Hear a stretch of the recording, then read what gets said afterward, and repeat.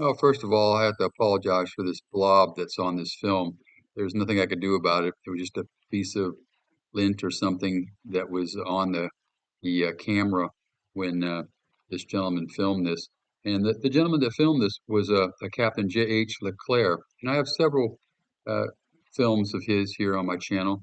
He served with the 24th and the 24th Infantry Division and the 1st Cavalry Division in Korea here.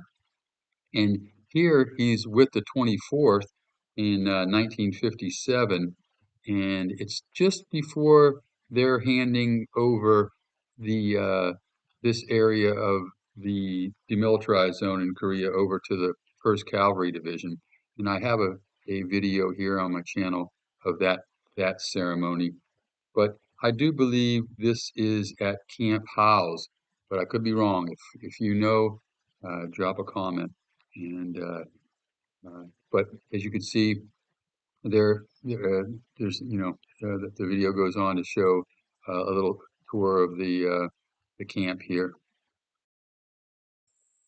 And as you see the video as it goes on, it shows a lot of structures on Camp Howze, and you know the Koreans used were probably their houseboys that would clean their uniforms, do their laundry, take care of the barracks, keep them clean, shine their boots, take care of uh, anything there with the barracks. And yeah, Captain Leclerc was a pretty interesting guy. He like I mentioned earlier, he's with the 24th Infantry here, but then he shifts over to the 1st Cav when they take over this section of the demilitarized zone. And I have several other videos of him on my channel here.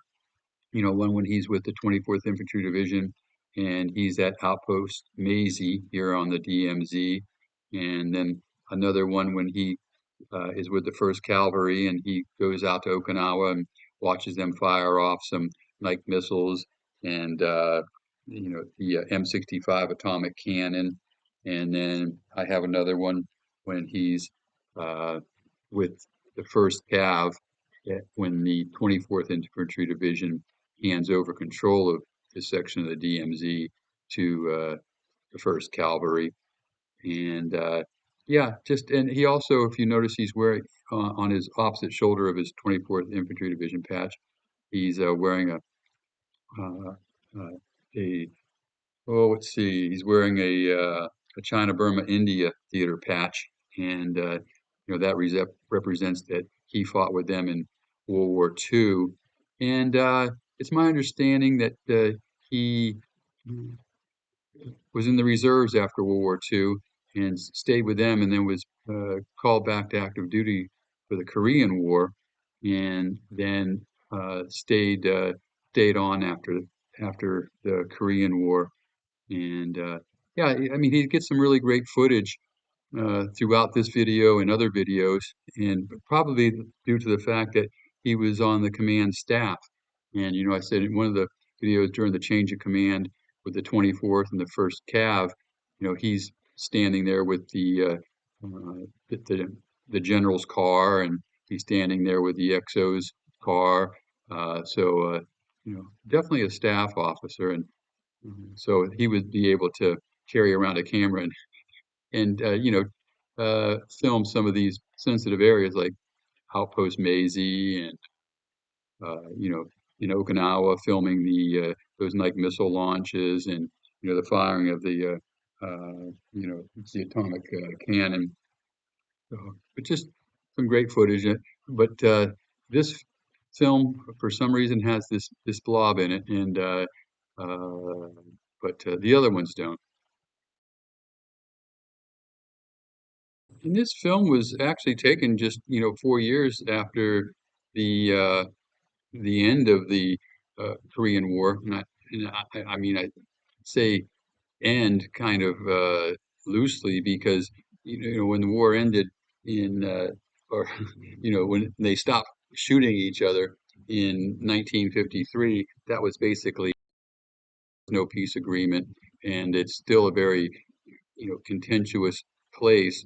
I mean, there's always something going on up there on the demilitarized zone with North Korea trying to infiltrate or and so on. And I was actually stationed up there myself in 1982 and 83 with the 2nd Infantry Division, and there was numerous incursions by North Korea at that time, and I was at a camp called Camp Pelham, and with a the 2nd Engineering Company, and there was also a field artillery company there. And during that time frame, they were the only active live fire artillery base in the Army. And, just due to the ongoing threat of North Korea. So I assume in 1957, just uh, 4 years after the war, it was probably still very, very tense there.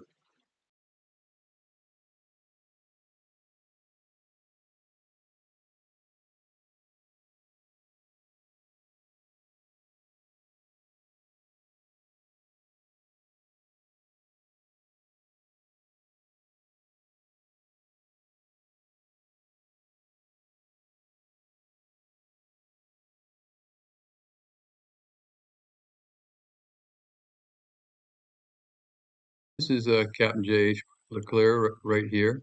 And I take back what I said earlier. He's not wearing his China, India, Burma patch on his right shoulder in this film, but he is wearing it in in the other film that I do have. So either he's just decided not to wear it on this uniform, or I'm not too sure when the regulation took effect where you could wear that patch on your right shoulder, indicating that you served in a combat zone.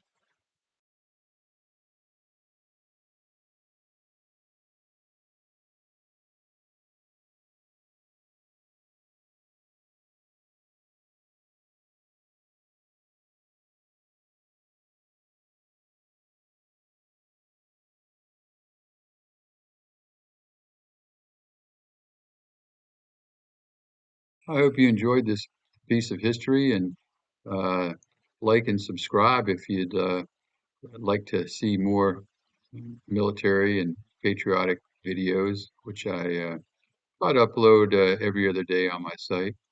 And if you're interested in a good read, check out my books at www.edsemler.com.